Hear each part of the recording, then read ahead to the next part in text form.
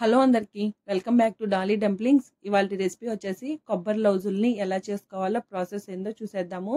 Taste అయితే చాలా బాగుంటుందండి. వీటిల్ని కొంతమంది కొబ్బరొచ్చులు, కొబ్బరి బర్ఫీ అని కూడా అంటారు. మీరు కూడా తప్పకుండా ట్రై చేయండి.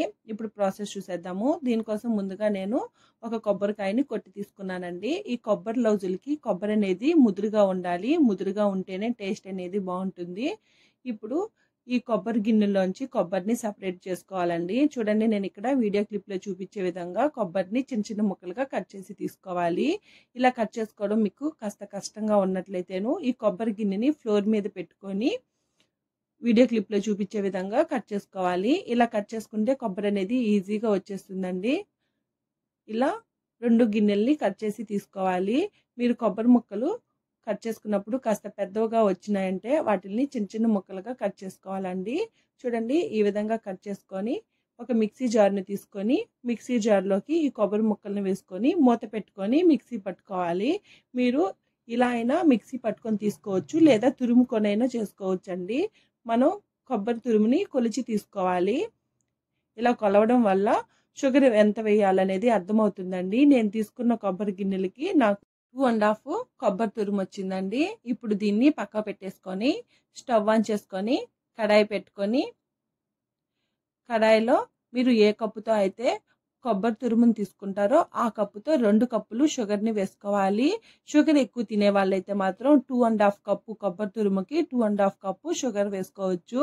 2 కప్స్ షుగర్ అయితే మాత్రం పర్ఫెక్ట్గా సరిపోతుంది. ఇప్పుడు ఇందులో అరకప్పు వాటర్ని వేసుకొని మంటని మీడియం టు హై ఫ్లేమ్లోకి అడ్జస్ట్ చేసుకుంటూ ఈ చక్కెర మొత్తం బాగా కరగనివ్వాలండి. మధ్యలో కలుపుతూ కరిగించుకోవాలి. ఈ చక్కెర కరిగేలాగా ఏదైనా ప్లేట్కి కానీ బటర్ పేపర్కి కానీ 1 టేబుల్ స్పూను నెయ్యిని కానీ లేదా ఆయిల్ని కానీ అప్లై చేసుకోవాలి. నెయ్యి ఇష్టం లేకపోతే ఆయిల్ని అప్లై చేసుకోండి. నేనైతే బటర్ పేపర్ మీద నెయ్యిని అప్లై చేసుకున్నాను. ఇప్పుడు షుగర్ చూడండి, ఒక 50% మెల్ట్ అయిపోయింది కదా. రిమైనింగ్ కూడా మెల్ట్ అయిపోయి ఒక లేత తీగ పాకం వచ్చే వరకు ఈ షుగర్ సిరప్ని ఉడికించుకోవాలండి. అలాగే మధ్యలో మిక్స్ చేసుకుంటూ సైడ్స్ని అంటుకున్న షుగర్ను కూడా తీసుకోవాలి. అలాగే పాకం పడిందో లేదో చెక్ చేసుకోవాలి. చూడండి, ఇక్కడైతే పాకం అయితే రెడీ అవ్వలేదు. మళ్ళీ ఈ షుగర్ సిరప్ని ఒక 3 నిమిషాల పాటు ఉడికించుకోవాలి. ఈ విధంగా పాకం అనేది ఒక లేత పాకం వచ్చే వరకు ఉడికించుకోవాలండి.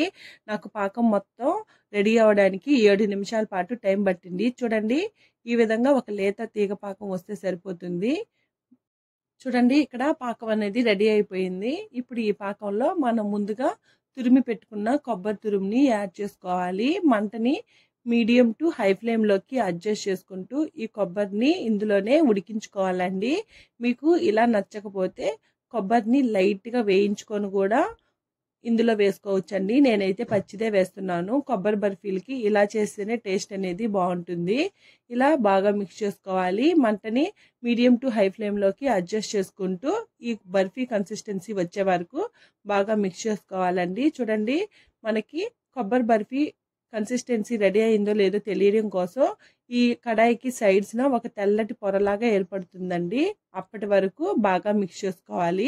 అలాగే ఈ కొబ్బరి ఈ పాకంలో బాగా ఉడికి తెల్లగా పాలులాగా పొంగుతూ ఉంటుంది. అప్పటి వరకు ఉడికించుకోవాలండి. చూడండి, ఈ విధంగా రెడీ అయిన తర్వాత ఇప్పుడు ఇందులో 1 టేబుల్ స్పూను నెయ్యిని వేసుకోవాలి. అలాగే 1 టేబుల్ స్పూను ఇలాచీ పౌడర్ని వేసుకొని ఒకసారి బాగా మిక్స్ చేసుకోవాలి. అంతేనండి. ఇప్పుడు స్టవ్ ఆఫ్ చేసేసుకోవాలి. మరి ఎక్కువసేపు ఉడికించుకుంటే ఇది తినేటప్పుడు ఈ కొబ్బరి లౌజులు గట్టిగా ఉంటుంది. అలాగే కొబ్బరి లౌజులు షేప్ కూడా రాదండి, పొడి పొడిగా అయిపోతుంది. చూడండి, ఈ విధంగా ఉడికించుకున్న తర్వాత దీన్ని మనం ముందుగా గ్రీస్ చేసి పెట్టుకున్న బటర్ పేపర్ మీద వేసుకొని దీన్ని స్క్వేర్ షేప్లోకి సెట్ చేసుకోవాలండి. షేప్ అనేది మీకు నచ్చినట్టు కట్ చేసుకోండి. ఇలా కొబ్బరి లౌజులు అయితే స్క్వేర్ షేప్లో ఉంటాయి కాబట్టి ఈ విధంగా వీడియో క్లిప్లో చూపించే విధంగా ఈ కొబ్బరి బర్ఫీ కన్సిస్టెన్సీని స్క్వేర్ షేప్లోకి సెట్ చేసుకోవాలి. ఇప్పుడు మీకు కొబ్బరి లౌజులు ఏ సైజులో కావాలో ఆ సైజులోకి ఇది వేడిగా ఉన్నప్పుడే కట్ చేసుకోవాలండి. చల్లారిన తర్వాత కట్ చేసుకోవడానికి అవ్వదు. అలాగే పొడి పొడిగా అయిపోయే ఛాన్సులు కూడా ఉంటుంది.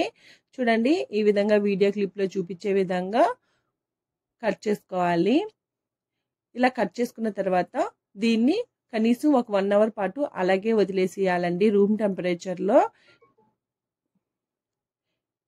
చూడండి 1 అవర్ తర్వాత కొబ్బరి లౌజులు కరెక్ట్గా సెట్ అయిపోయింది. ఇప్పుడు దీన్ని వీడియో క్లిప్లో చూపించే విధంగా లైట్గా మనం కట్ చేసి పెట్టుకున్నాం కదండి, దాని మీద మళ్ళీ చాకుతో ఒకసారి అలా కట్ చేశారంటేను ఈజీగా వచ్చేస్తాయండి. చూడండి ఈ విధంగా కట్ చేసుకొని వీటిల్ని ఏదైనా 8 డబ్బాల్లో స్టోర్ చేసుకుంటే 1 వీక్ పాటు ఫ్రెష్గా ఉంటాయండి.